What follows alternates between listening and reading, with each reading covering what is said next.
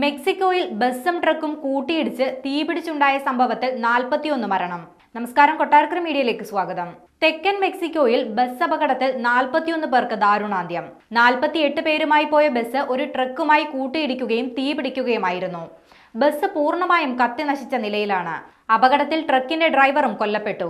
ഇന്ന് പ്രാദേശിക സമയം പുലർച്ചെ 2 മണിയോടെയാണ് അപകടമുണ്ടായത്. മെക്സിക്കോയിലെ ചെറുനഗരമായ എസ്കാർസഗയ്ക്ക് സമീപമായിരുന്നു ദാരുണമായ സംഭവം നടന്നത്.